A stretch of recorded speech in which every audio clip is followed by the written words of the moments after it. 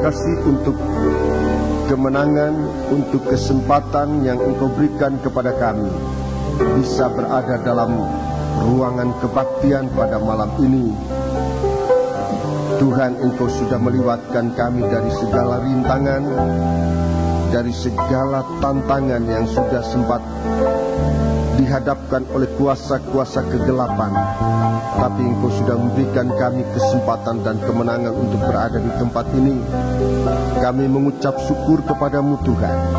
Tapi juga kami mohon supaya kesempatan ini berguna bagi kami untuk dapat mendengarkan dan menerima firman-Mu di dalam hati kami Tuhan. Sebab itu sebelum kami masuk dalam pemberitaan firman, kami sekali lagi mohon kepadamu Tuhan, biarlah Engkau tetap ada di tengah-tengah kebaktian ini, memimpin kebaktian kami menjadi imam besar yang melayani kami dengan firman-Mu Tuhan. Ajarkan kami kehendak-Mu, berikan kami pengertian akan jalan hidup ini.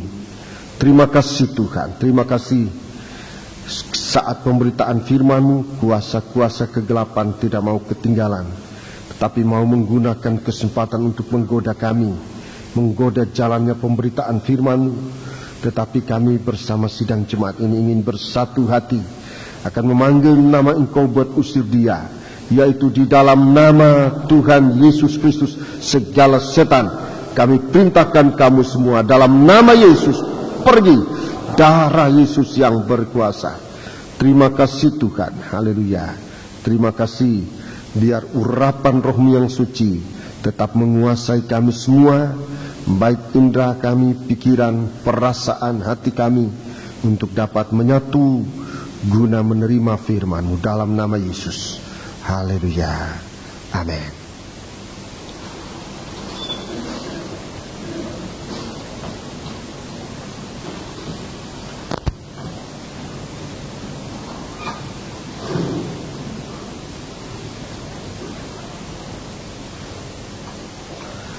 Sidang jemaat yang dikasihi Tuhan, saya menyampaikan salam sejahtera dan selamat berbahagia dalam menerima sabda Tuhan dalam nama Tuhan Yesus Kristus. Duduklah dengan tenang pada saat ini. Saat pemberitaan firman Tuhan kita akan ikuti dengan sebaik-baiknya dengan saksama, baik dalam membaca firman, dalam mendengarkan pembacaan maupun penguraian, supaya firman ini dapat menjadi milik kita, menjadi bahagian kita semua. Sebab bahagian yang kita akan masuki ini merupakan suatu bahagian yang menjadi pengharapan kita sekalian dalam mengikut Tuhan, menjadi orang Kristen, supaya pengikutan kita sampai benar-benar kepada tujuan yang terakhir, yaitu tinggal bersama dengan Dia, menyatu dengan Tuhan dalam kerajaannya, jauh dari segala pengaruh kuasa kegelapan, jauh dari hukuman, jauh dari segala sesuatu yang menggoda, yang menyengsarakan hidup manusia. Puji Tuhan. Kitab Wahyu pasal yang ke-19 dan pasal yang ke-20. Kita akan bersama-sama mendengarkan di dalam nama Tuhan Yesus Kristus. Kitab Wahyu pasal 19 dan 20 ini harus dibaca dan kemudian kita terangkan dalam satu rangkaian yang jangan dipisahkan, sebab ini merupakan satu tanda dari pengajaran tabernakel, yaitu dalam tutupan grafirat atau tutupan pendamaian. Tutupan grafirat, tutupan pendamaian dengan 7 percikan darah untuk mampu melindungi sidang jemaat. Saudara-saudaraku, tutupan grafirat mempunyai tugas untuk melindungi tabut perjanjian. Itulah sidang jemaat yang menjadi mempelai wanitanya. Jadi pada pasal ini kita melihat terjadinya suatu lindungan besar dari Allah untuk sidangnya. Fatsal ini secara praktisnya nanti kita akan melihat berbicara tentang kedatangan Yesus yang kedua kali yang kita nanti-nantikan. Jadi seluruh fatsal ini berbicara tentang situasi, tentang sifat, tentang keadaan saat Yesus yang kedua kali. Untuk mengerti ini, saudaraku, saya ingin lebih dahulu menyampaikan secara sepintas lalu tentang Injil yang kita terima, tentang Injil yang diberitakan untuk sidang jemaat. Kita membaca lebih dahulu di dalam 2 Timotius pasal 2 mulai ayat yang ke-8. Tolong dibaca. 2 Timotius pasal 2 mulai ayat yang ke-8.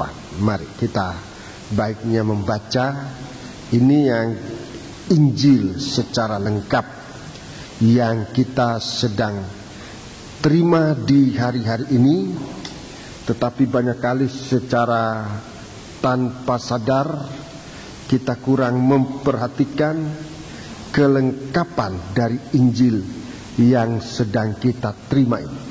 Mari mulai ayat yang ke-8. Ingatlah ini, Ya. Yesus Kristus yang telah bangkit dari antara orang mati. Ya, bangkit dari antara orang mati. Ini poin-poin penting.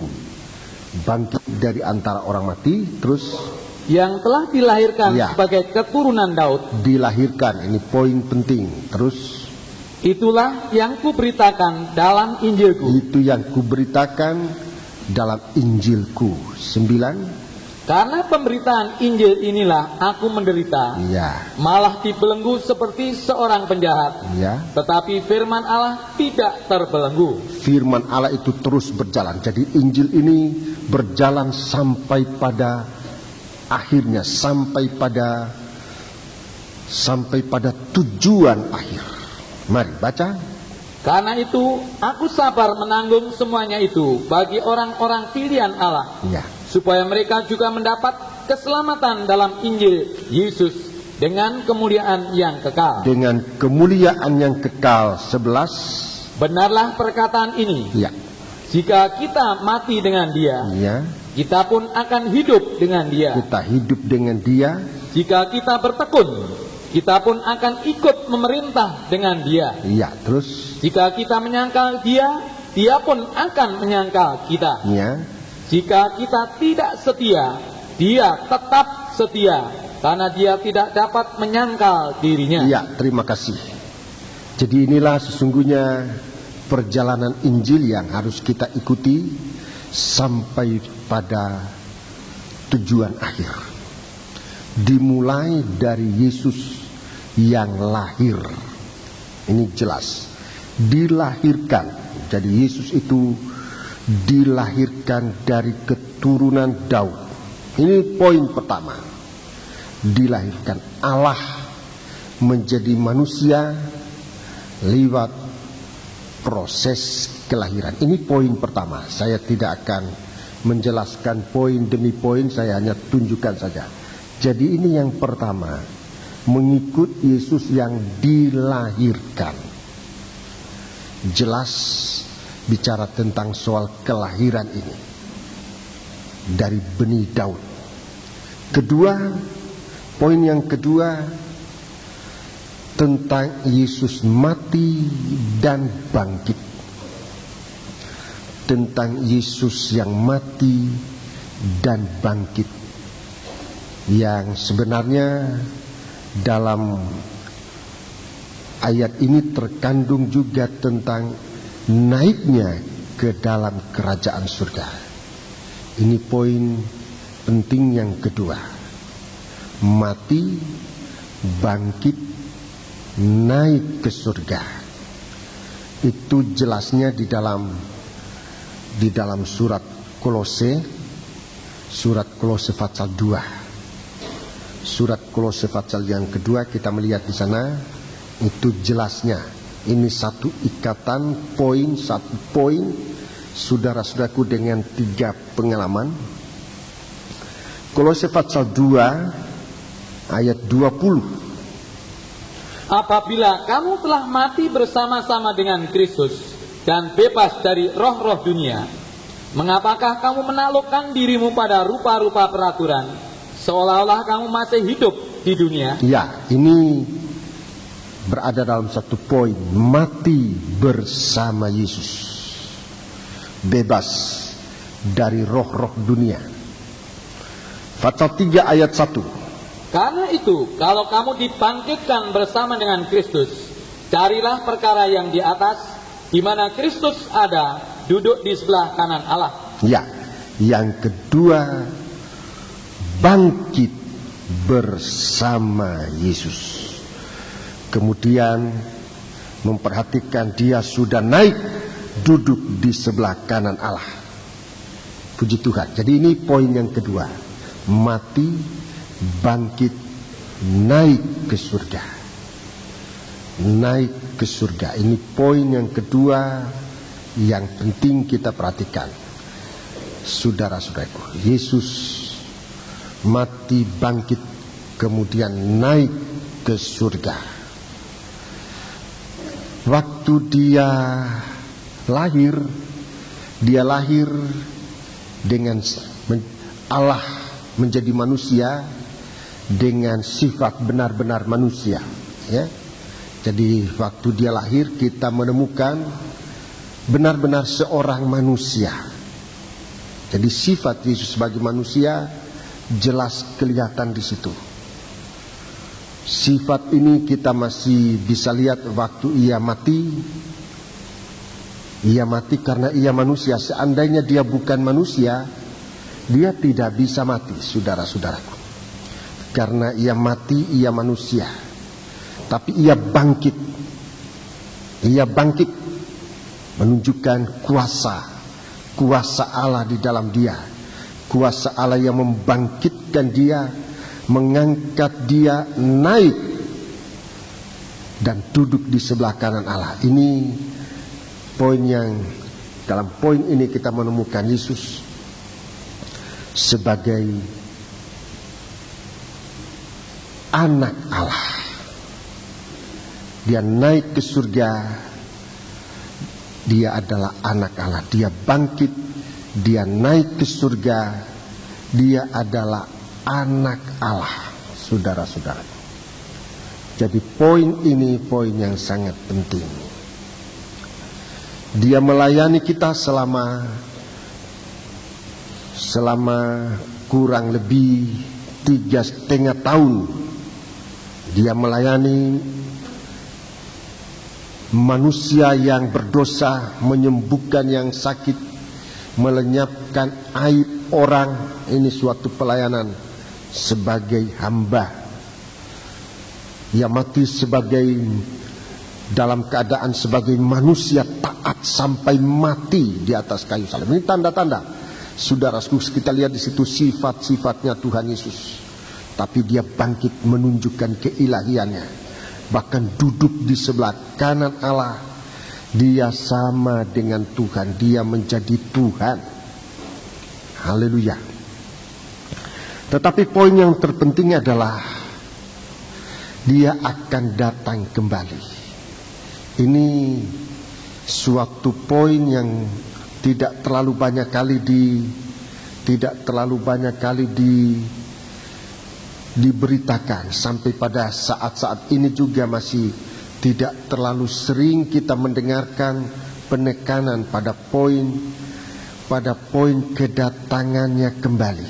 Sebab memang ini sesuatu nubuat yang tidak boleh ditafsirkan, tapi harus disampaikan dalam bentuk karunia Tuhan, ilham, pernyataan Tuhan, pembukaan Tuhan. Ini poin sangat penting tentang kedatangannya kembali. kedatangannya kembali sebagai beberapa hal nanti dalam pasal 19. Inilah poin yang nanti akan dibahas. Jadi Yesus dalam Injilnya lahir menjadi manusia, melayani manusia sebagai hamba. Ia mati sebagai manusia tetapi bangkit oleh kuasa Tuhan. Ya, sifat keilahiannya ada. Dia naik dan duduk di sebelah kanan Allah. Dia sama dengan Tuhan. Sampai dengan sifat yang ketiga ini, itu sudah banyak sekali diberitakan di dalam sidang jemaat. Tetapi yang disebut dalam pasal yang ke-19 dan pasal yang ke-20 merupakan satu poin dari Injil Tuhan, yaitu tentang kedatangannya kembali. Kedatangannya yang kedua kali. Ini kurang penekanan. Apalagi dalam kebaktian penginjilan, ini banyak kali kurang ditekankan sebab memang ini bentuknya lebih banyak pengajaran. Pasal 19 dan pasal 20 ini bicara tentang kedatangannya kembali. Dan dalam ayat yang mari kita baca pasal 19 ayat yang ke-10. Pasal 19 ayat yang ke-10. Maka tersungkurlah aku di depan kakinya untuk menyembah dia. Ya. Tetapi ia berkata kepadaku, janganlah berbuat demikian. Aku adalah hamba, sama dengan engkau dan saudara-saudaramu yang memiliki kesaksian Yesus. Ya. Terus, sembahlah Allah, karena kesaksian Yesus adalah roh nubuat. Adalah roh nubuat. Menubuatkan tentang hal-hal yang belum terjadi. Nubuat itu adalah menceritakan hal-hal yang belum terjadi. Itu namanya nubuat. Tetapi pasti akan terjadi. Ini nubuat yang benar. Menceritakan Yesus yang nanti akan datang kembali. Kita periksa dalam pasal yang ke-19 dan pasal yang ke-20 tentang kedatangan Yesus yang kedua kali. Mari kita melihat ada beberapa kenyataan. Yang pertama, ayat 1 sampai dengan ayat yang ke-6.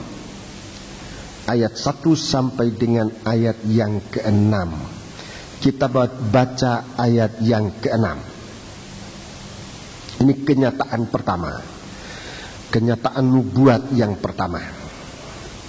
Lalu aku mendengar seperti suara himpunan besar orang banyak, seperti desau air bah, dan seperti deru guruh yang hebat katanya. Ya. Haleluya. Ya. Karena Tuhan Allah kita yang Maha Kuasa telah menjadi Raja. Iya, telah menjadi Raja. Ini kenyataan pertama. Yesus datang kedua kali. Dia adalah Raja. Dalam ayat 16. Ayat 16. Dan pada jubahnya dan pahanya tertulis suatu nama, yaitu Raja di atas segala raja dan Tuhan di atas segala Tuhan. Ya, Tuhan di atas segala Tuhan. Tuhan, Raja di atas segala raja. Ini saudara-saudaraku fakta yang pertama. Kedatangan yang kedua kali, dia adalah Raja segala raja. Raja segala raja untuk memerintah selama 1000 tahun dalam suatu kerajaan yang disebut kerajaan 1000 tahun, bersuasanakan Firdaus. Jadi kerajaan 1000 tahun itu kerajaan yang bersuasana Firdaus. Yesus sebagai Raja. Dalam 1 Korintus pasal 15 nanti kita akan baca, tapi sekarang dicatat saja. 1 Korintus 15, dia disebut Adam yang akhir. Dia nanti akan berkerajaan 1000 tahun dalam suasana seperti di Firdaus atau Taman Eden, tempat yang disediakan oleh Allah untuk mempelai. Jadi kerajaan 1000 tahun itu kerajaan mempelai, sama seperti Taman Eden dulu. Semua diciptakan oleh Tuhan berpasang-pasangan. Semua makhluk itu dengan jenisnya, kecuali manusia dengan jodohnya. Manusia diciptakan sejodoh, saudara-saudaraku. Jadi itu Firdaus, suasana mempelai. Manusia diciptakan, suami istri, dan mereka menjadi sadar waktu berada di Taman Eden. Dan Adam mengatakan, tulang ini dari tulangku, daging ini dari dagingku. Kemudian yang menamakan dia perempuan atau istri. Jadi saudara-saudaraku, jelas suasana Eden ini suasana mempelai.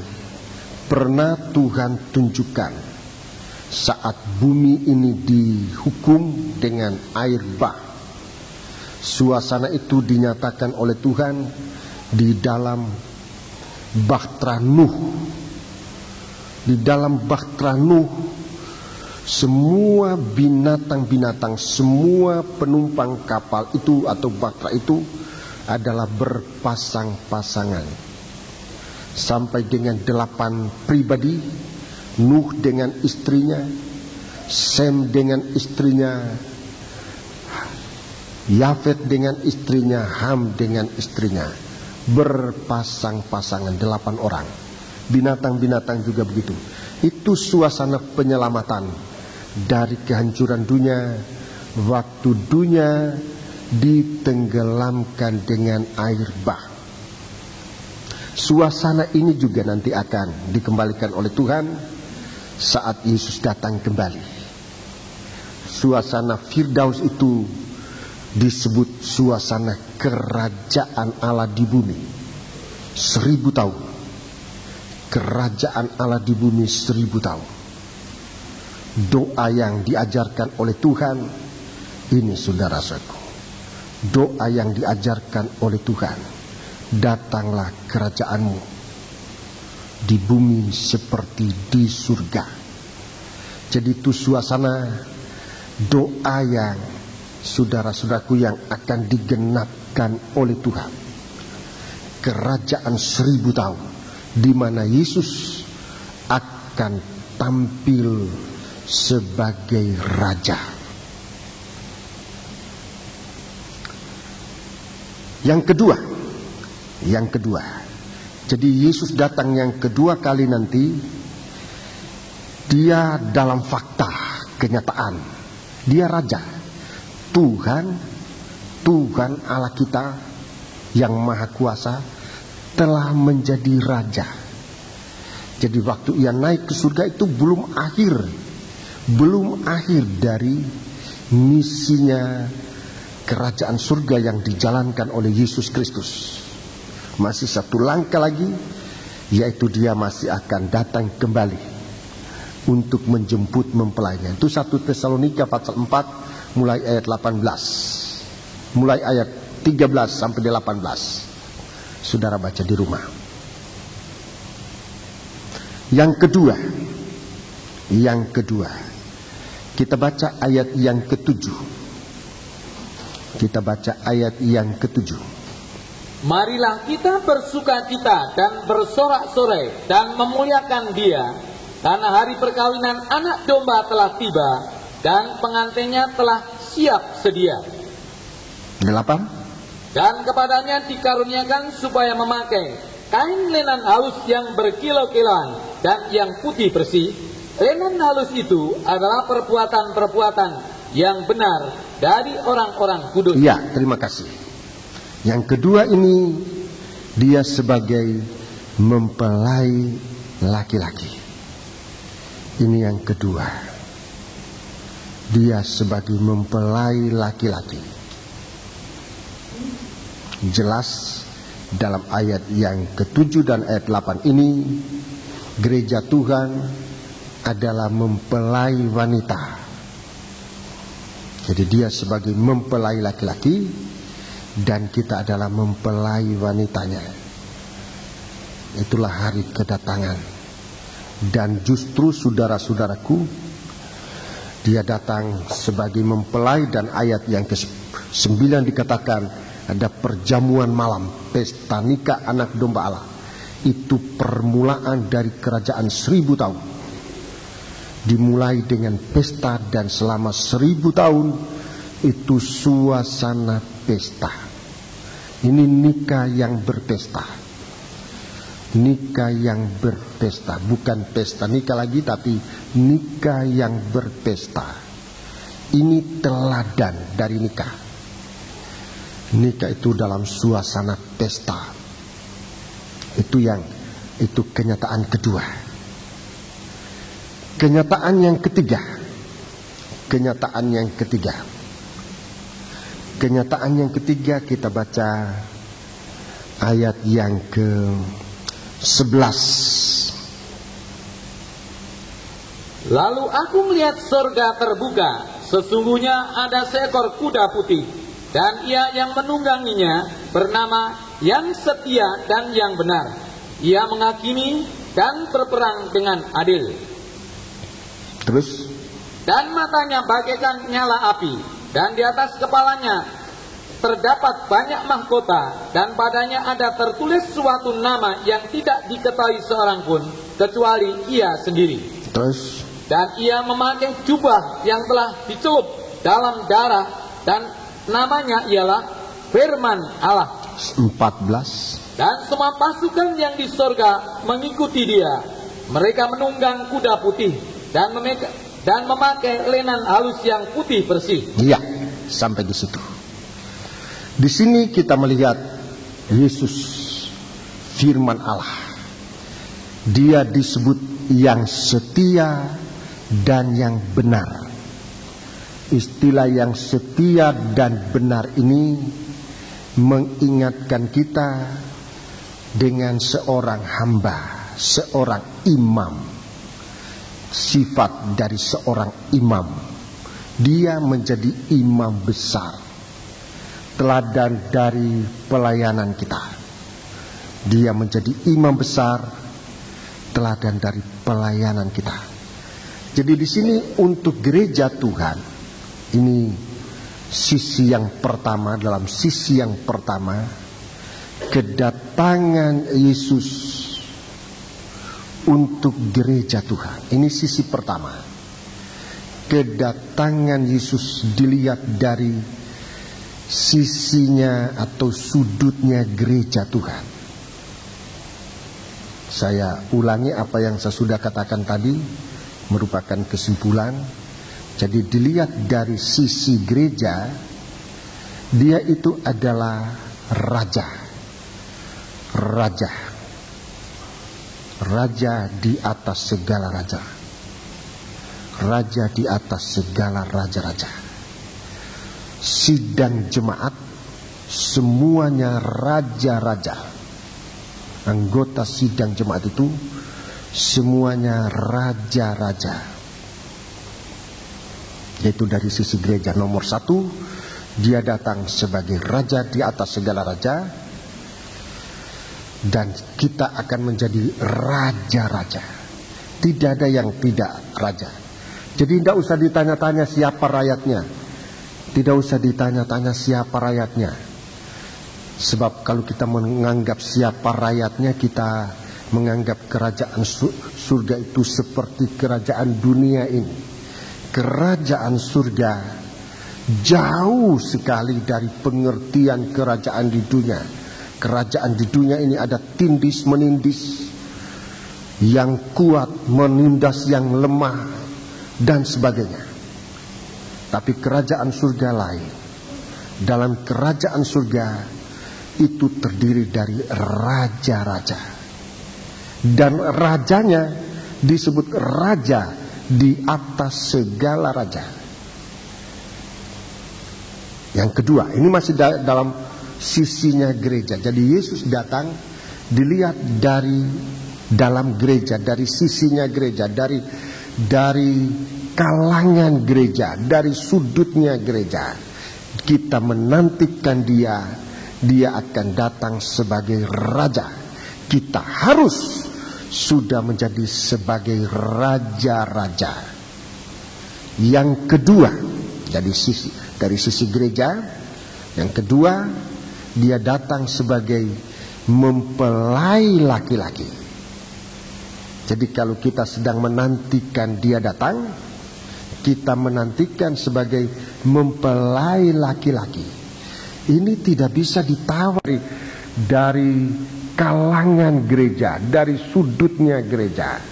Kita menantikan dia akan datang sebagai raja. Kita harus sudah menjadi sebagai raja-raja. Yang kedua, dari sisi gereja, yang kedua, dia datang sebagai mempelai laki-laki. Jadi kalau kita sedang menantikan dia datang, kita menantikan sebagai mempelai laki-laki. Ini tidak bisa ditawar-tawari lagi.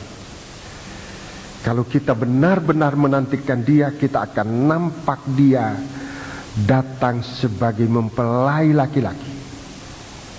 Dan jelas kalau dia mempelai laki-laki dalam ayat yang ke-8, ayat 7 dan 8 kitab Wahyu pasal 19, kita mempelainya sudah harus siap menjadi mempelai wanita dengan pakaian mempelai.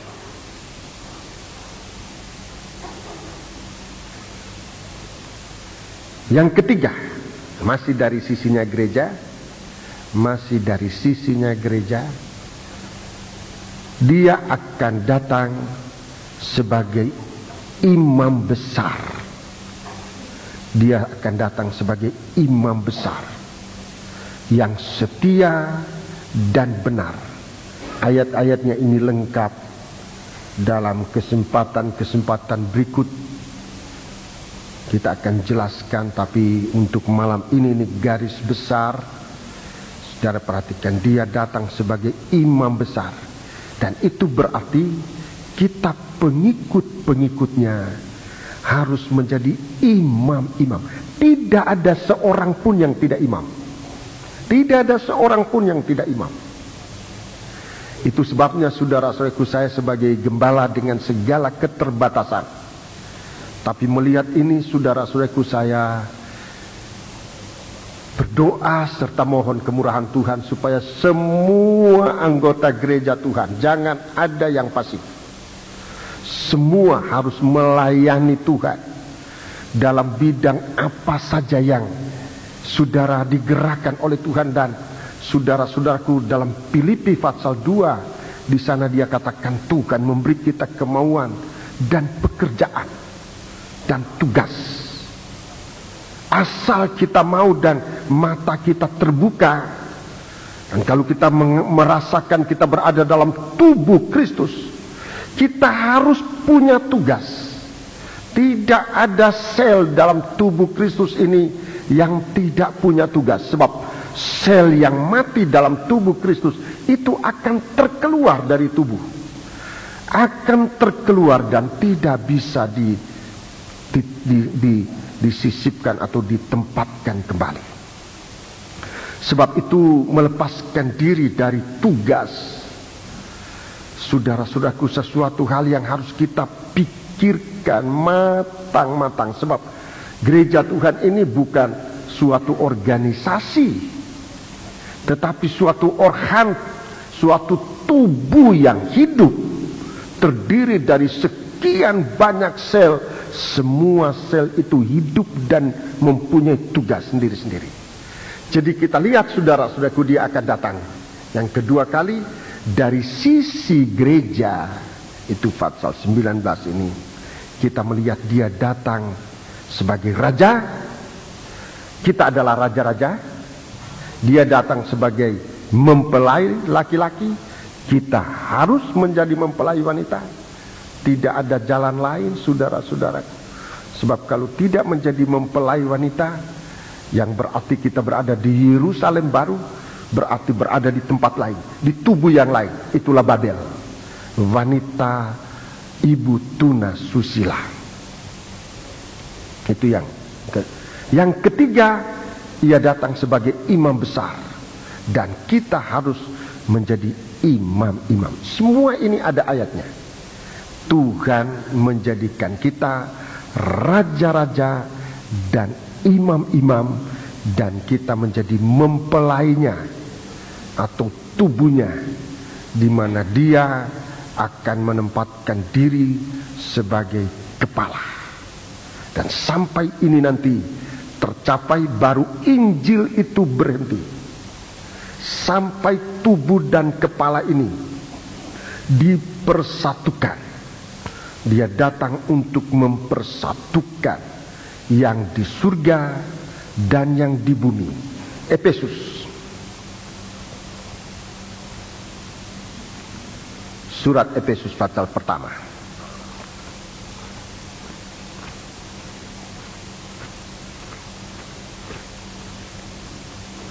Saya ingat ini, dan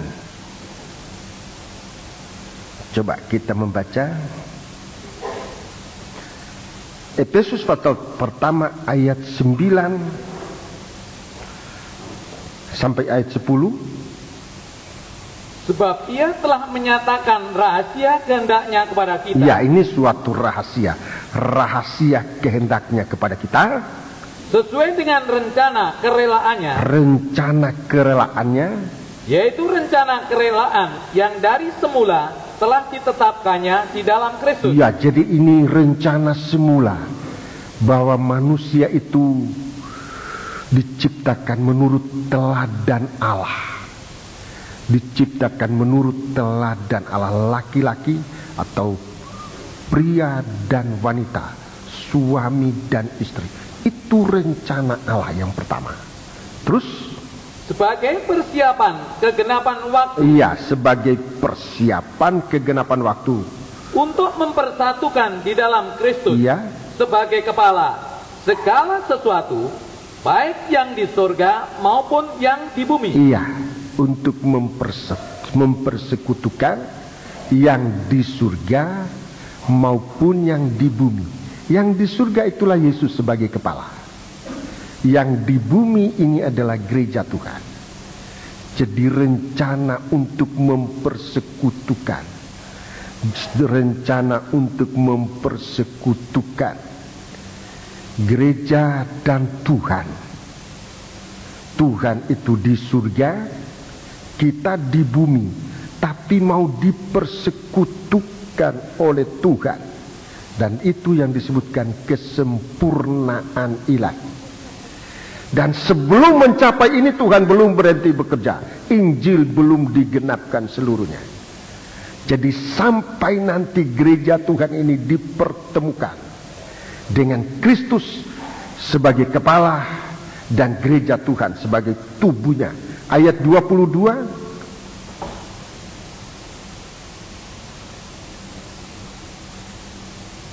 Dan segala sesuatu telah diletakkannya di bawah kaki Kristus. Ya. Dan dia telah diberikannya kepada jemaat. Ya, dia diberikan kepada jemaat sebagai kepala. Sebagai kepala. Jadi dia menjadi kepala, dia di surga menjadi kepala. Terus dari segala yang ada. Dari kepala dari segala yang ada. 23. Jemaat yang adalah tubuhnya. Jemaat yang adalah tubuhnya, perhatikan. Yaitu kepenuhan dia. Ya. Yang memenuhi semua dan segala sesuatu. Ini kelengkapan, kepenuhan. Jadi sebelum terjadi pertemuan antara gereja Tuhan, antara sidang jemaat itulah tubuh dan Kristus sebagai kepala, pekerjaan Tuhan ini belum genap, belum penuh. Injil Tuhan masih harus diberitakan. Injil ini masih terus harus diberitakan. Jadi kita jangan puas dengan Injil karena kita sudah diberkati, karena kita sudah disembuhkan. Ini semua berkat-berkat yang menyenangkan hati. Tetapi tujuan akhir oleh Tuhan bukan sampai di situ saja. Sampai kita tidak terpisah dari Kristus. Itu tujuan akhir. Seperti kepala dan tubuh itu tidak dipisahkan. Itu tujuan akhir dari pekerjaan Injil yang membawa kita kepada Kristus. Saudara-saudaraku, untuk mempersekutukan yang di surga dan yang di bumi, kepala dan tubuh, suami dan istri. Saya akan jelaskan ini jika Tuhan ingin kehendaki pada kesempatan-kesempatan berikut. Jadi yang ketiga, suatu sisi, dalam sisi gereja ini Tuhan datang nanti sebagai imam besar. Jadi kita semua harus menjadi imam-imam. Tidak ada yang tidak imam. Haleluya. Sekarang kita lihat sisi yang kedua. Sisi yang kedua. Tadi sisi gereja Tuhan itulah orang yang percaya kepada Tuhan. Yesus itu adalah mempelainya, atau Yesus itu adalah raja. Yesus itu adalah mempelainya. Yesus itu adalah imam besar. Dan kita adalah raja-raja, kita adalah mempelai wanita, kita adalah imam-imam. Jadi saudara-saudara, bukan sesuatu hal yang harus kita ragukan, bahwa kalau di dalam jemaat itu digerakkan untuk semua aktif. Saya dalam memandang ini Tuhan berikan kesempatan, kepercayaan Tuhan untuk mengabarkan ini dan mau supaya gereja Tuhan menjadi imam-imam. Itu sebabnya pada bulan berapa? Agustus ya? Pada bulan September.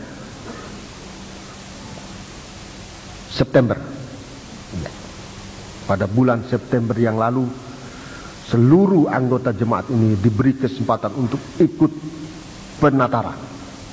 Bukan imam-imam sistem Harun, sebab sistem Harun tidak semua orang Israel disebut imam, hanya orang Lewi. Dari semua orang Lewi juga tidak semuanya imam, hanya dari keturunan Harun yang disebut imam. Dan peraturan-peraturannya menurut Taurat. Tapi dalam tubuh Kristus yang adalah mempelai laki-laki, dia mau supaya tubuhnya, itulah sidang jemaat, harus melayani Tuhan. Jadi tidak hanya jadi sangkor yang disebut imam-imam tadi, tapi semua pelayanan itu harus merupakan pelayanan imam-imam dengan aturan pokok. Itulah sebagai imam kita juga sebagai raja. Raja itu artinya menang. Imam itu setia dan benar. Raja itu menang. Kita melayani sebagai mempelai wanita, itu artinya kita melayani ladang kita sendiri. Melayani ladang sendiri. Jadi jangan dibedakan, oh ini ladang Tuhan, ini ladangku. Dalam pelayanan kita nanti sampai kita merasakan kita melayani pekerjaan Tuhan ini merasa ikut memiliki. Ikut memiliki apa yang kita kerjakan itu, kita tidak hilang, tapi itu milik kita. Kalau kita membiayai, kalau kita mencurahkan tenaga dan pikiran, sebab ini memang milik kita. Kita pelayan-pelayannya melayani milik kita sendiri. Jadi begitu keadaan imam-imam yang disebut dalam imamat secara peraturan Melkisedek. Saya jelaskan nanti. Sekarang dari sisi kedua, orang tidak percaya. Jadi waktu Yesus datang nanti, waktu Yesus datang kedua kali nanti, baik untuk orang percaya, itulah gereja Tuhan. Saya sudah tunjukkan faktanya, dia imam besar, dia raja, dia mempelai laki-laki, dia adalah imam besar. Sekarang dilihat dari sisi orang tidak percaya, sisi orang yang tidak percaya. Dia akan datang sebagai hakim yang maha adil. Dia sebagai hakim yang maha adil. Saya akan tunjukkan yang dihakimi. Yang dihakimi. Dia sebagai hakim yang maha adil. Dia akan menghakimi. Nomor 1. Gereja palsu. Itu yang akan yang akan dihakimi pertama. Gereja palsu. Gereja palsu. Itulah di dalamnya termasuk orang-orang yang gugur dari iman. Dia disebut Babel, ya, disebut Babel. Orang yang tidak setia itu termasuk di situ. Itu akan diadili nanti. Jadi orang yang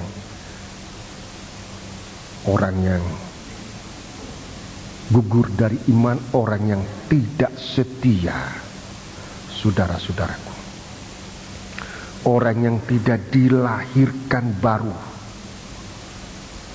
ini termasuk di dalamnya. Jadi dia adalah gereja, disebut gereja, tetapi dia tidak sampai sempurna, tidak bisa menjadi sempurna. Dia anggota gereja, dia orang Kristen, tapi tidak menjadi sempurna. Pertama, karena dia tidak dilahirkan baru. Itu jelas. Kamu tidak nanti akan lihat kerajaan surga. Ini nanti akan dijelaskan. Saya secara garis besar dulu saya sebutkan. Semacam orang seperti kondisi dari Nikodemus pada awalnya. Tapi Nikodemus sempat direstorasi oleh Tuhan. Dia 3 kali bertemu dengan Tuhan. Pertama kali dia ditunjukkan, kalau kamu model ini, kamu tidak bisa melihat kerajaan surga. Saudara-saudaraku, tapi waktu Yesus, waktu dia di tengah-tengah, waktu Nikodemus di tengah-tengah para imam-imam dan imam besar, di situ dia tampil sebagai saksi. Dia bersaksi tentang dia menemukan Yesus, sekalipun dia dituding dengan keras dari segala imam, tapi dia tetap membela Yesus di hadapan imam besar dan imam-imam. Itu yang kedua kali. Yang ketiga kali Nikodemus, dia tampil waktu Yesus dikuburkan. Dia mempersembahkan persembahan untuk menguburkan Yesus. Jadi 3 kali, sehingga saudara-saudaraku dia sempat diangkat oleh Tuhan menjadi orang percaya. Jadi tidak kondisi lamanya itu dia tinggalkan. Saya tidak bicara soal itu, terlalu jauh. Jadi nomor 1 yang dari sisi orang yang akan dihukumkan ini adalah orang yang saya sebut saja istilah ini hampir selamat. Orang hampir selamat.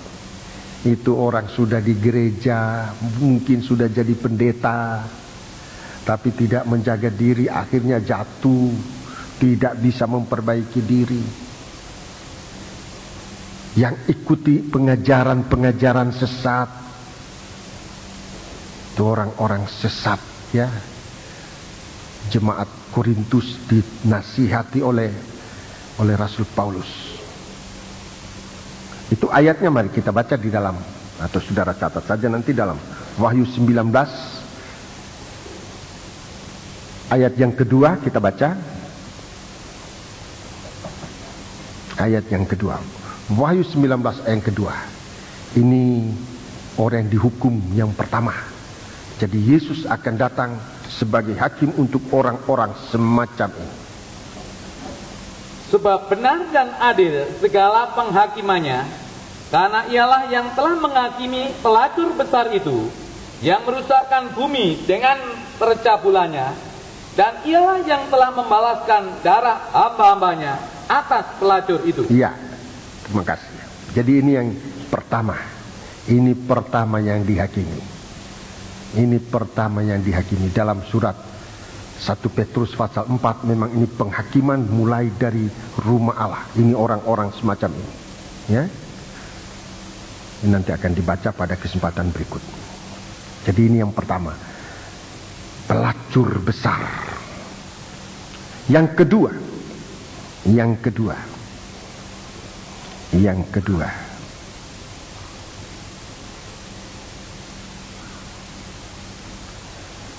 kedua, kita membaca itu ayat 17 sampai dengan ayat yang ke-21. Ayat 17 dan ayat yang ke-2 sampai dengan ayat yang ke-21. Ini orang yang hidup dalam daging. Ya. Ayat 17 sampai dengan ayat yang ke-21. Lalu aku melihat seorang malaikat berdiri di dalam matahari, dan ia berseru dengan suara nyaring kepada semua burung yang terbang di tengah langit, katanya, marilah ke sini dan berkumpullah untuk turut dalam perjamuan Allah, perjamuan yang besar, supaya kamu makan daging semua raja, dan daging semua panglima, dan daging semua pahlawan, dan daging semua kuda, dan daging semua penunggangnya, dan daging semua orang, baik yang merdeka maupun hamba, baik yang kecil maupun yang besar. Iya, terima kasih. Ini yang kedua, segala daging. Segala daging. Manusia yang tidak percaya, ini segala daging, ya.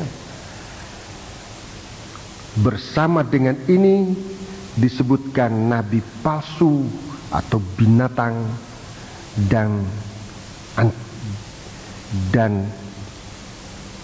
binatang dan nabi palsu, ya.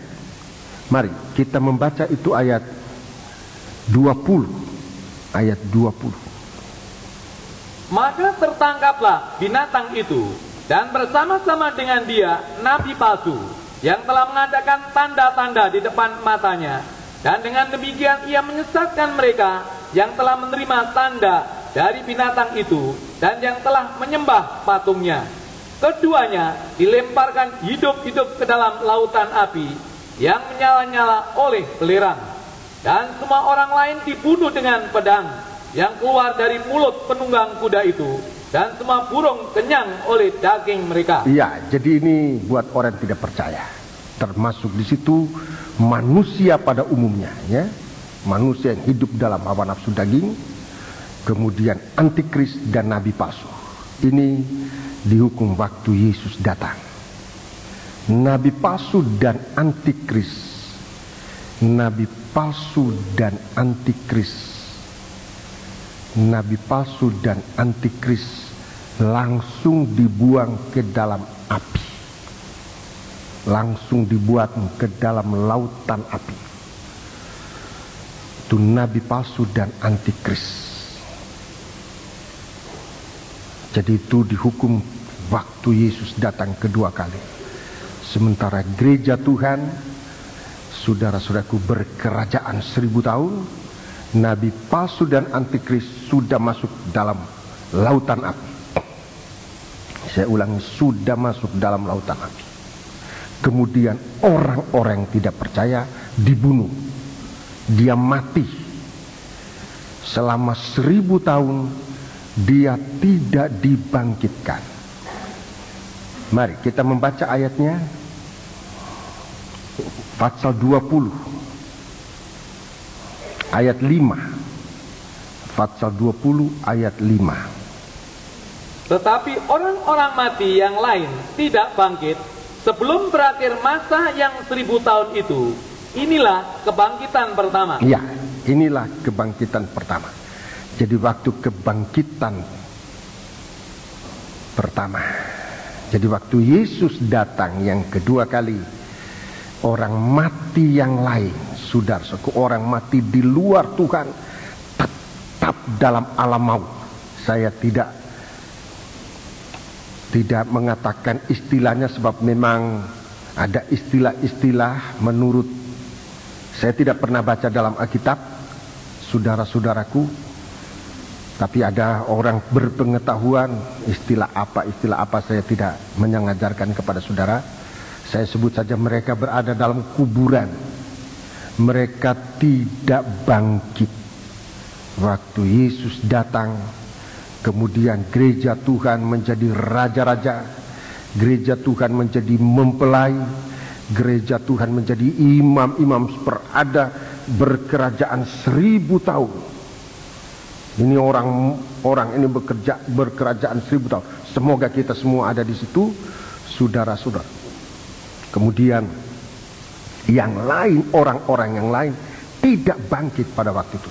Jadi kalau dalam kerajaan 1000 tahun kita tidak melihat, mungkin di dunia ini kita punya kenalan, atau kita punya musuh, atau kita punya teman, tetapi waktu kerajaan 1000 tahun kita tidak melihat dia, itu berarti dia dihukum, dia tidak dibangkitkan.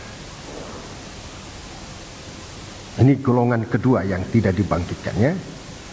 Jadi golongan pertama itu gereja Tuhan, bukan gereja Tuhan yang palsu, bukan gereja Tuhan sebetulnya, itu pelacur, saya sebut aja begitu ya. Saya terlalu segan menyebut pelacur. Itu pelacur, Alkitab juga menggunakan istilah itu. Mohon maaf saudara-saudara kalau saya gunakan istilah itu, tidak bermaksud untuk bicara kotor, tapi memang Alkitab juga. Jadi untuk pelacur besar ini, Babel, kemudian antikris, nabi palsu, dan semua orang tidak percaya. Ini satu tipe, mereka ini satu tipe, yaitu hidup dalam daging yang tidak pernah mau dilahirkan baru. Bertobat yang tidak mau, dibaptis yang tidak mau, saudara-saudara. Ini hidup dalam daging, yang mereka mengikuti dagingnya. Dalam surat Roma juga katakan mereka menjadi seterunya Allah. Yang ketiga adalah setan. Yang ketiga adalah setan. Ini kelompok ketiga. Jadi selama 1000 tahun setan ini dibelenggu. Dia belum masuk dalam hukuman, dia masih dibelenggu selama 1000 tahun. Ayatnya ayat 1 sampai dengan ayat yang ketiga. Ayat 1 sampai dengan ayat yang ketiga. Ayat 1 sampai dengan ayat yang ketiga. Lalu aku melihat seorang malaikat turun dari surga, memegang anak kunci jurang maut dan suatu rantai besar di tangannya. Ia menangkap naga, si ular tua itu, yaitu iblis dan setan, dan ia mengikatnya 1000 tahun lamanya. Iya. Lalu melemparkannya ke dalam jurang maut dan menutup jurang maut itu dan memeteraikannya di atasnya, supaya ia jangan lagi menyesatkan bangsa-bangsa sebelum berakhir masa 1000 tahun itu. Kemudian daripada itu ia akan dilepaskan untuk sedikit waktu lamanya. Jadi di sini setan dibelenggu. Jadi kerajaan 1000 tahun, kerajaan 1000 tahun itu sama dengan atau bersuasanakan suasana Firdaus. Cuma berbeda dengan Firdaus zaman Adam dan Hawa. Jadi ada perbedaan sedikit. Kerajaan 1000 tahun itu bersuasanakan suasana Firdaus. Hanya ada perbedaan sedikit. Sedikit tapi penting sekali. Yaitu yang pertama, di sana manusia tidak hidup dalam tubuh dari daging lagi. Jadi kita bukan manusia dari tanah liat lagi. Tubuh kita bukan tubuh ini, ya. Tubuh kita bukan tubuh tanah liat. Tapi kita mempunyai tubuh yang rohani. Diperoleh dari keubahan. Jadi ada keubahan. Jadi kita memperoleh tubuh yang rohani. Dan kita memperoleh sekarang ini, bukan nanti kalau sudah mati, tapi kita memperoleh sekarang. Tubuh itu kita peroleh sekarang. Untuk masuk kerajaan 1000 tahun itu, kita sedang dipersiapkan oleh Tuhan untuk punya tubuh semacam itu. Dalam 1 Korintus pasal 2, saya tunjukkan ayat-ayatnya. 1 Korintus pasal yang kedua. 1 Korintus pasal yang kedua. 1 Korintus pasal yang kedua, kita disebut manusia rohani. Manusia rohani.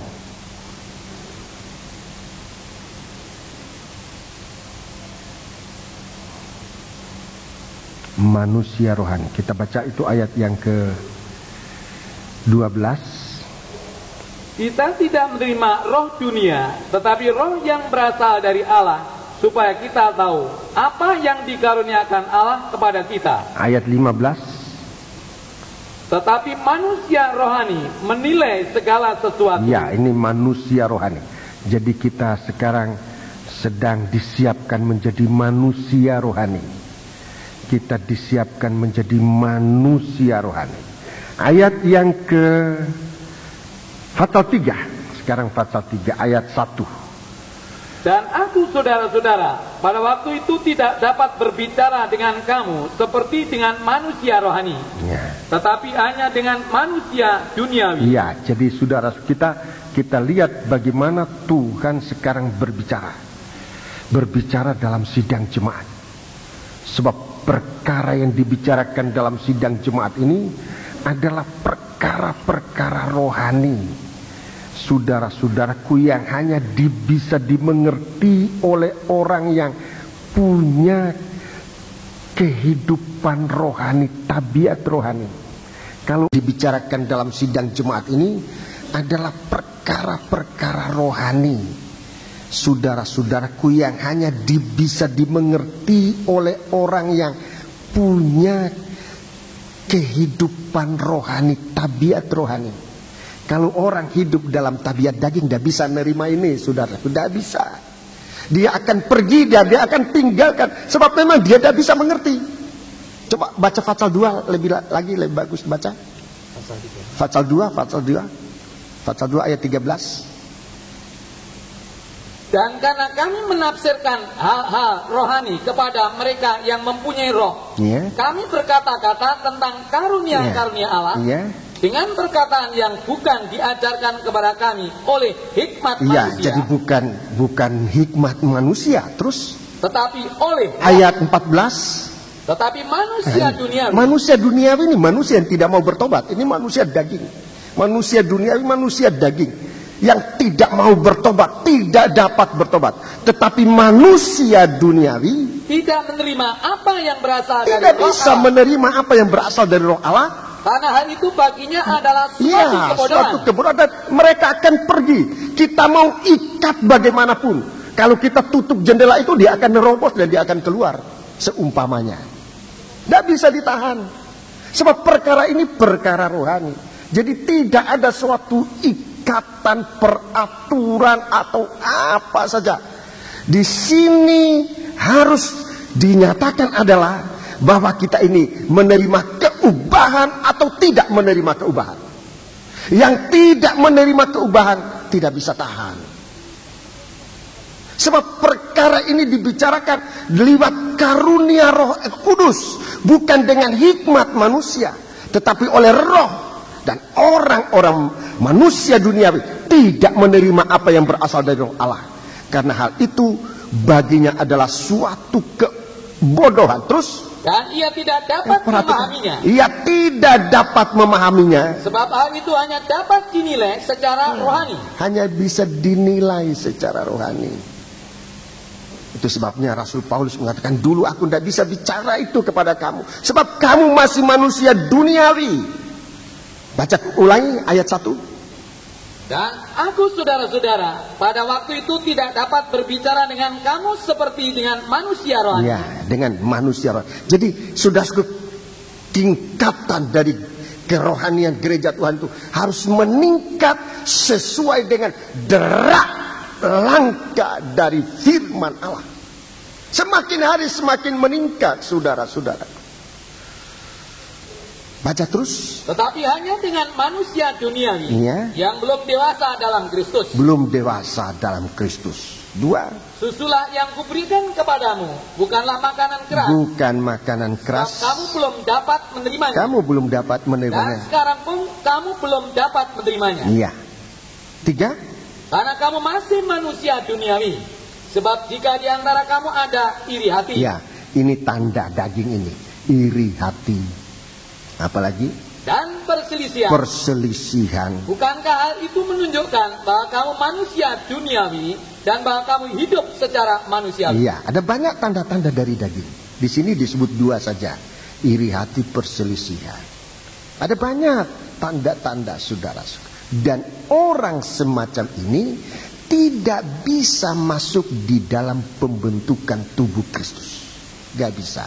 Sebab pasal ini berbicara tentang pembentukan tubuh Kristus, bahwa kita ini dijadikan oleh Tuhan menjadi rumah Allah. Saudara-saudaraku. Jadi ini yang harus kita perhatikan sungguh-sungguh di hari-hari. Supaya kehidupan kita menjadi suatu kehidupan yang benar-benar di dalam Tuhan.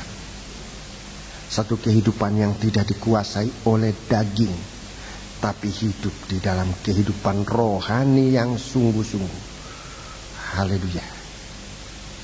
Jadi jangan sampai nanti kehidupan kita tidak menjadi suatu kehidupan yang benar-benar diubahkan oleh Tuhan. Biarlah kita memiliki kehidupan diubahkan oleh Tuhan untuk bisa masuk di dalam kerajaan 1000 tahun. Nomor 1, tubuh kita jangan tubuh yang daging, tapi harus tubuh rohani. Kita diubahkan. Jadi untuk mendapatkan tubuh rohani itu lewat proses keubahan. Lewat proses keubahan. Dalam 1 Korintus 15 dikatakan itu satu rahasia. 1 Korintus 15 disebutkan itu suatu rahasia. Ayat yang ke 51. Sesungguhnya aku menyatakan kepadamu suatu rahasia. Ya. Kita tidak akan mati semuanya, Ya. tetapi kita semuanya akan diubah. Kita semuanya akan diubah. Terima kasih. Kita semuanya akan diubah. Ayat 52. Dalam sekejap mata, pada waktu bunyi nafiri yang terakhir. Iya. Sebab nafiri akan berbunyi, dan orang-orang mati akan dibangkitkan dalam keadaan yang tidak dapat binasa. Dan kita semua akan diubah. Iya, terima kasih. Jadi ini, tubuh ini kita terima sekarang.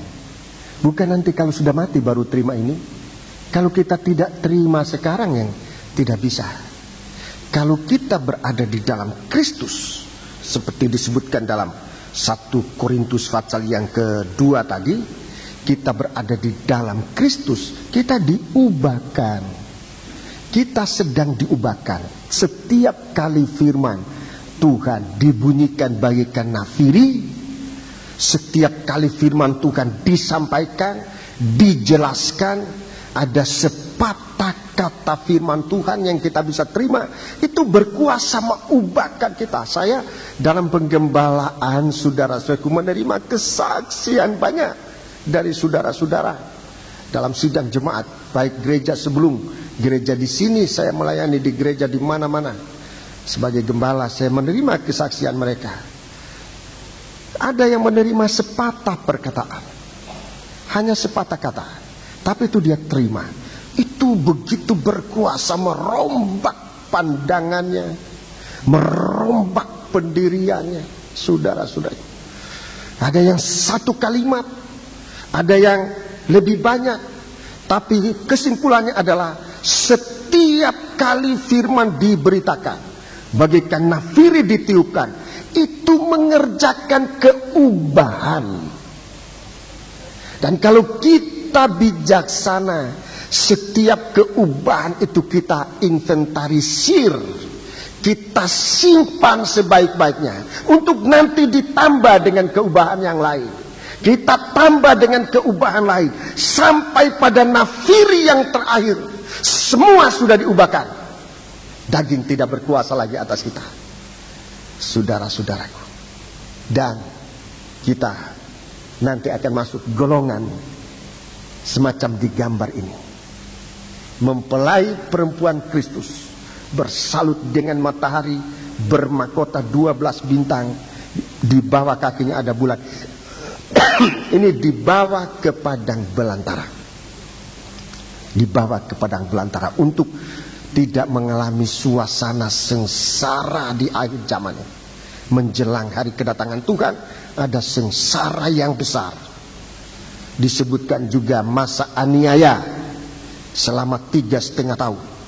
Jadi orang yang diubahkan. Semoga kita yang mendengar firman Allah ini berada di situ, berusaha oleh kemurahan Tuhan menerima firman Allah yang dapat mengubahkan kita hari demi hari. Setiap kali kita mendengar firman Allah, maaf saudaraku, setiap kali kita membaca firman Allah, sampai nanti dalam sangkakala yang terakhir, tidak ada lagi yang harus diubahkan, semua sudah diubahkan. Kita dibawa ke padang belantara, menanti selama 3,5 tahun. Sebab bagian tubuh Kristus yang lain, itulah orang-orang yang mati di dalam Tuhan. Mati di dalam Tuhan, hidup dalam keubahan. Itu mati dalam Tuhan, hidupnya di dalam Tuhan, mengalami keubahan-keubahan. Tapi Tuhan menghendaki dia mati dalam Tuhan, dan katakan, berbahagialah orang ini sebab dia tidak nanti mengalami siksaan. Jadi lewat jalan mati. Tapi waktu Yesus datang kembali, orang ini akan bangkit, memiliki tubuh yang tidak akan mati. Itu yang disebut dalam 1 Korintus 15. Sehingga saudaraku, dua kelompok ini, manusia yang ada di padang belantara, yang sudah keubahan sempurna berubah, akan dipertemukan dengan manusia rohani yang mati tapi dibangkitkan waktu Yesus datang. Dia akan diangkat bertemu dengan Tuhan di awan yang permai.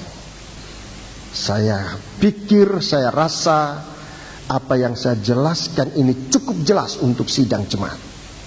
Jadi kalau kita berada di dalam Tuhan, mengalami keubahan, persoalan mati atau hidup itu bukan sesuatu yang penting. Tapi yang penting adalah keubahan ini harus, tadi saya gunakan istilah mungkin tidak tepat istilah itu, diinventarisir setiap keubahan itu untuk dipertambahkan dengan keubahan-keubahan yang lain. Sampai kalau Tuhan berkemurahan buat kita untuk hidup sampai Ia datang, kita akan berada bersama kelompok yang diasingkan, dilindungi oleh Tuhan di padang belantara. Atau kalaupun mati dalam Tuhan, dan itu akan dibangkitkan. Maut tidak berkuasa. Itu tubuh yang kita miliki di dalam Eden atau Firdaus, kerajaan 1000 tahun. Eden zaman Adam dan Hawa, tubuh manusia di situ, tubuh Adam dan Hawa itu dari tanah, dibuat dari tanah liat. Kemudian dalam lubang hidungnya ditiupkan roh atau nafasnya Tuhan. Itulah roh yang menjadikan manusia itu makhluk yang hidup. Makhluk yang hidup artinya mempunyai suatu pengertian lain dengan hewan. Jadi itu perbedaan pertama. Itu perbedaan pertama tentang tubuh kita. Manusia dari tanah liat ini, manusia yang tidak mampu, manusia yang tidak bisa tahan percobaan. Jadi coba kita lihat dalam kehidupan rohani kita juga dilatih oleh Tuhan dalam menghadapi percobaan. Sewaktu-waktu Tuhan izinkan kita mengalami percobaan seizin Tuhan, bahkan sampai dengan duka cita, Tuhan izinkan Tapi Tuhan katakan duka cita yang seizin Tuhan itu mendatangkan pertobatan dalam kita. Sedangkan duka cita dari dunia ini mendatangkan kebinasaan. Jadi saudara-saudaraku, Tuhan izinkan ada percobaan. Maksudnya Tuhan bukan untuk membinasakan kita, tetapi untuk mendewasakan. Sebab setiap kali kita menang atas percobaan, kita meningkat di dalam kehidupan rohani kita. Sebagai suatu gambaran, sebagai satu gambaran yang tidak sempurna, dan ini saya tunjukkan tidak merupakan sesuatu yang hanya gambaran, sudah. Ini hanya suatu gambaran, seperti orang sekolah mau naik kelas saja ujian, mau naik kelas itu harus ulangan, lulus itu harus lewat ujian, begitu terus sampai pada akhirnya. Jadi selalu ada ujian untuk meningkatkan. Inilah gambaran yang sangat lemah tentang kehidupan rohani kita. Tuhan izinkan ada percobaan. Jangan ngomel kalau orang tidak lulus dalam percobaan, saudara-saudara. Wah, itu susah nanti. Dalam surat Yakobus kalau ada percobaan, Tuhan katakan jadikan itu satu kesukaan, sebab itu menghasilkan hal-hal yang indah. Coba dibaca ini. Surat Yakobus pasal 1. Yakobus pasal 1. Surat Yakobus pasal 1. Ayat 2. Saudara-saudaraku, anggaplah sebagai suatu kebahagiaan apabila kamu jatuh ke dalam berbagai-bagai pencobaan. Sebab kamu tahu bahwa ujian terhadap imanmu itu menghasilkan ketekunan. Ya, menghasilkan ketekunan. Jadi meningkat. Terus? Dan biarlah ketekunan itu memperoleh buah yang matang, supaya kamu menjadi sempurna dan utuh dan tidak kekurangan suatu apapun. Ya, terima kasih. Jadi sampai sempurna. Jadi kita diizinkan oleh Tuhan. Jadi kalau ada kesempatan, ada percobaan, jangan terus lalu ngomel, lalu menyesal ikut Tuhan, lalu mundur. Padahal sesuatu kita ini, apalagi dalam hidup bersama, jangan gampang tersandung dalam sidang jemaat. Oh, aku nggak cocok itu, aku nggak cocok dengan kita ini. Dibentuk oleh Tuhan untuk setiap sel itu saling mengkait. Saudara-saudaraku, gesekan-gesekan yang bisa terjadi bukan untuk memisahkan kita, tetapi justru untuk lebih mengeratkan kesatuan kita di dalam tubuh Kristus. Perbedaan yang kedua, jadi tubuh yang rohani nanti itu kuat, tidak gampang jatuh dalam dosa. Adam dan Hawa tidak tahan percobaan, jatuh, saudara-saudaraku. Sebab tubuhnya itu tubuh daging, tubuh dari tanah liat. Tapi kalau tubuh kita diubahkan oleh Tuhan, semakin kita diubahkan, semakin kuat. Perbedaan yang kedua, Taman Eden, zaman Adam dan Hawa, setan masih leluasa masuk di Firdaus. Zaman Adam dan Hawa, setan itu masih leluasa masuk di Taman Firdaus atau Taman Eden. Dalam pasal 20 kitab Wahyu tadi, Firdaus atau kerajaan 1000 tahun itu bebas dari setan. Setan dibelenggu. Setan dibelenggu selama 1000 tahun. Selama kerajaan itu, selama itu juga dibelenggu dengan jelas tujuannya. Mengapa harus dibelenggu? Supaya ia jangan menyesatkan manusia seperti yang ia sudah lakukan kepada Adam dan Hawa di Taman Eden zaman Adam dan Hawa.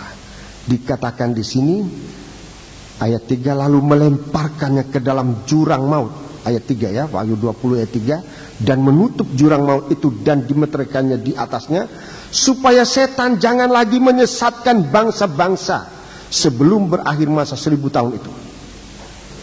Jadi di situ tidak ada lagi setan yang menyesatkan. Ini 2 poin penting, saudaraku, perbedaan. 2 poin penting perbedaan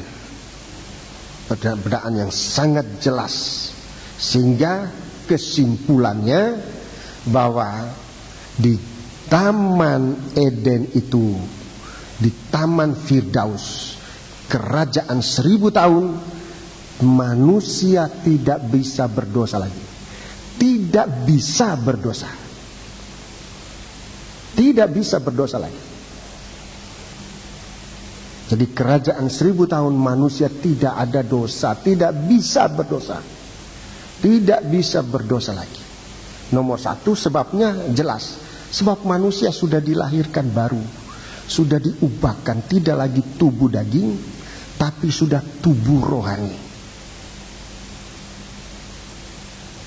Jadi tidak bisa berdosa. Sekarang kita berdosa karena daging ini.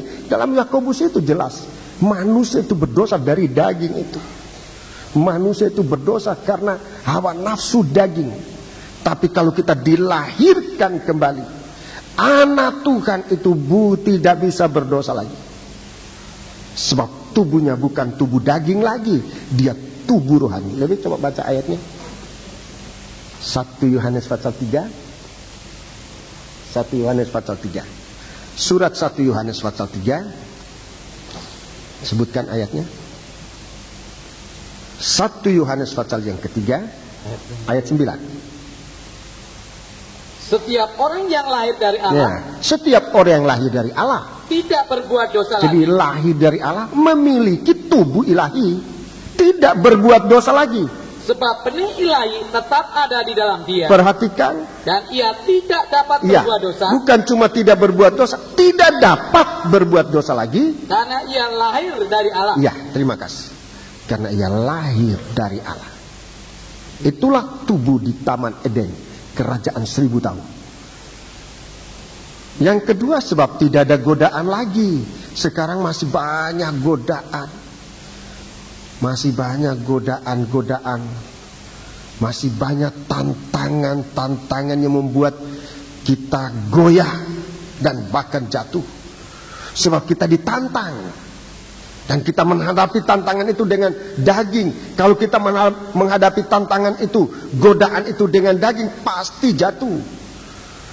Tapi kalau kita hadapi sebagai manusia rohani, saudara-saudaraku, segala godaan dan tantangan itu dapat diatasi. Ini saudaraku. Jadi kerajaan 1000 tahun tanpa dosa lagi. Sesudah 1000 tahun, setan akan dihakimi. Yesus akan duduk sebagai hakimnya. Dalam ayat-ayat yang lain nanti saya akan tunjukkan bahwa kita anak-anak Tuhan juga akan duduk sebagai hakim, menghakimi, mengadili orang Israel yang sebenarnya mendapat kesempatan untuk selamat, tapi mereka tidak menggunakan kesempatan itu. Mereka jatuh. Malaikat-malaikat juga akan dihakimi. Nanti saya akan tunjukkan semua ayat-ayatnya dalam penjelasan. Jadi Wahyu pasal yang ke-20 itu, Wahyu pasal 20, setan akan dihakimi bersama dengan orang-orang yang sekarang mati di luar Tuhan. Sesudah kerajaan 1000 tahun, orang ini akan dibangkitkan menghadapi pengadilan tahta putih untuk setiap manusia akan dihukum sesuai dengan perbuatannya yang tertulis dalam kitab-kitab yang sekarang ada di dalam kerajaan surga. Saudara-saudaraku, jadi semoga ini menjadi jelas. Wahyu 19 dan 20 ini bicara tentang kedatangan Yesus yang kedua kali. Dua segi, dua sisi. Sisinya orang percaya, dia adalah imam besar waktu Yesus datang.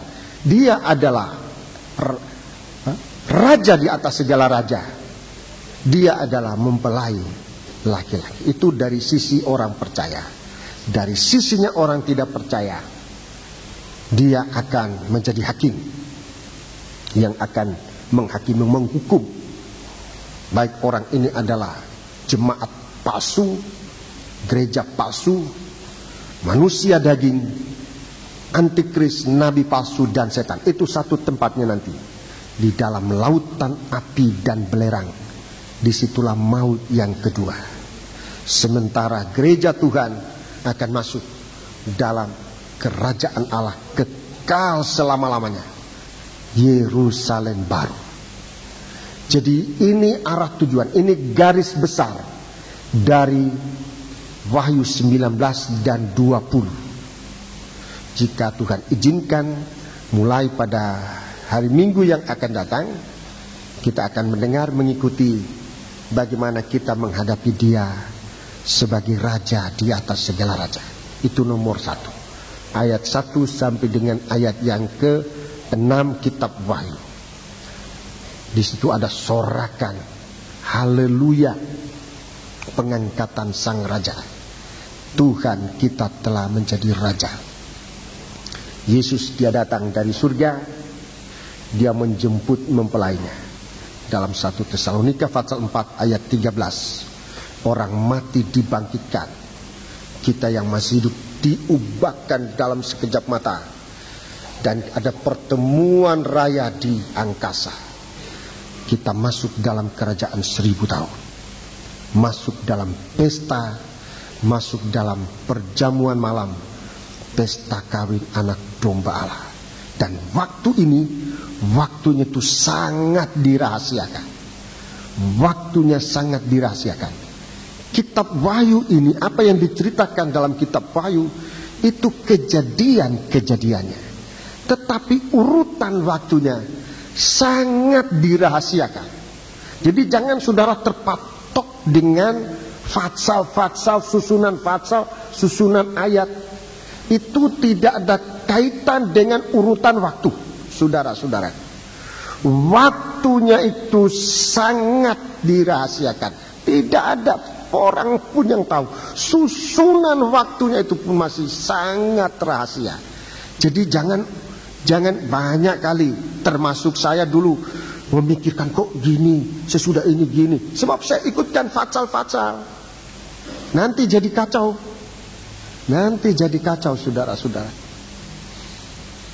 Sebab susunan waktu itu hanya dalam tangan Tuhan. Bapak Pendeta Injono dulu merindukan soal itu, tentang waktu kitab Wahyu ini. Apa kita sudah pernah dia ngomong di mana saya ada bersama di situ.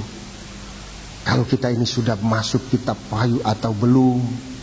Kalau kita sudah masuk kitab Wahyu, kita ini berada pada waktu mana? Dan kalau Tuhan kasih tahu, saya akan teriakan dalam sidang jemaat. Itu perkataan saya tidak bisa lupa sampai sekarang. Waktu saya memeriksa kitab Wahyu, saya menemukan, saudara-saudaraku, apa yang diceritakan dalam kitab Wahyu itu kejadian-kejadian yang akan terjadi. Tapi susunan waktu tidak mungkin kita bisa menyusun, tidak mungkin kita. Tetapi apa yang disebutkan itu semua akan terjadi. Jadi seperti sekarang ini masih dihamburkan oleh Tuhan kejadian-kejadian itu, dan kita harus waspada. Soal urutan waktu itu hanya Tuhan yang tahu. Tidak ada seorang anak pun tidak tahu. Malaikat di surga tidak tahu. Saudara-saudara, hanya Bapa di surga yang tahu. Jadi biarlah kita memeriksa kejadian-kejadian secara lepas.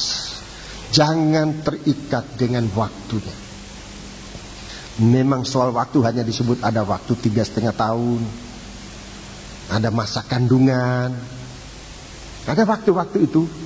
Tetapi urutannya yang jelas itu masih sangat rahasia, dan rasanya tidak akan dibukakan oleh Tuhan kepada siapapun juga, kepada anak pun tidak, kepada malaikat pun tidak, kepada manusia pun rasanya tidak akan dibukakan oleh Tuhan. Apa yang kita bisa terima adalah sorotan sinar dari Allah. Untuk Rasul Paulus mengatakan, supaya kita jangan tinggal dalam gelap. Jadi kejadian-kejadian itu merupakan sinar yang menjelaskan kejadian-kejadian, supaya kita jangan tinggal dalam kegelapan. Artinya waktu kapanpun Tuhan datang, kita sudah siap. Jadi nanti sesuai dengan susunan fatsal dan ayat dalam Wahyu 19:20 ini, jika Tuhan izinkan pada hari Minggu kita akan mendengarkan bagaimana kita menyambut Dia sebagai Raja. Menyambut Dia sebagai Raja. Dan ini penting. Kemudian nanti jika Tuhan izinkan, menyambut Dia sebagai mempelai. Kemudian jika Tuhan izinkan, menyambut Dia sebagai imam besar. Sesudah itu kita akan bisa melihat nanti bagaimana orang-orang tidak percaya akan terjadi saat Yesus datang kedua kali. Itu juga diceritakan dalam pasal.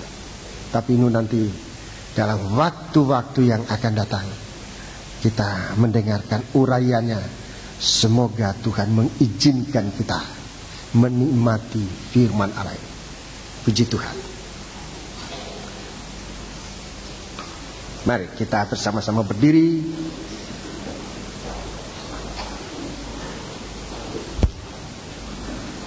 Psalm 118, Yerusalem baru.